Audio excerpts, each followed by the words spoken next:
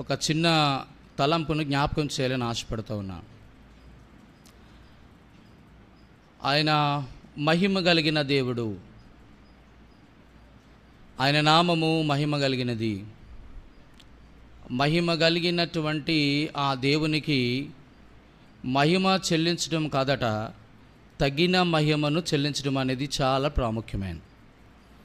మనం అనుకోవచ్చు, మనం ఆరాధన చేస్తున్నాం, మనము ఆరాధన చేసేటప్పుడు మనము దేవునికి మహిమను చెల్లిస్తున్నాం అనుకుంటాం. మంచిదే. God does not deserve not only glory, but He always deserve absolute glory through His people. మీకు అర్థమైందో లేదో, తగిన మహిమను చెల్లించడం అంటే అంత సామాన్యమైన విషయం కాదు.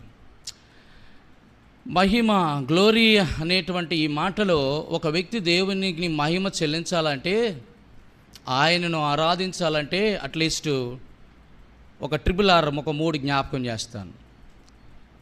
రండి, యోహాను సువార్త 4వ అధ్యాయం. యోహాను సువార్త 4వ అధ్యాయం. Gospel according to the chapter 4, verse 24. 4వ అధ్యాయం 24వ వచనం. Let us all read together.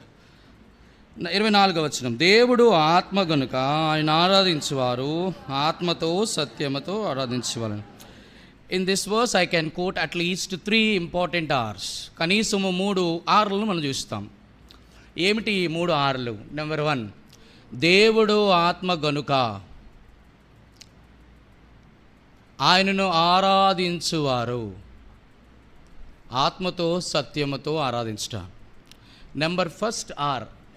ఒక R ఏంటంటే, అంటే R అనే అక్షరంతో చూడటానికి, అంటే కొంచెం సులువుగా అర్థం చేసుకోవడానికి, జ్ఞాపకం ఉంచుకోవడానికి, ఆరాధన చేయడానికి ఉపయోగపడుతుందని.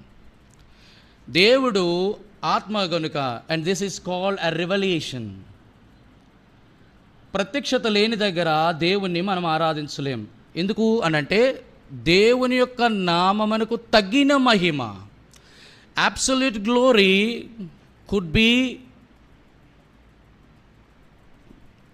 give to the Lord by the revelation.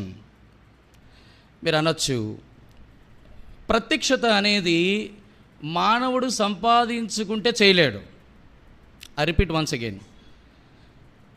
పరిమితమైన మానవుడు అనంతుడైనటువంటి దేవునిని ఎప్పుడూ ఎరగలేడు. తనను తాను మనుషుల మధ్య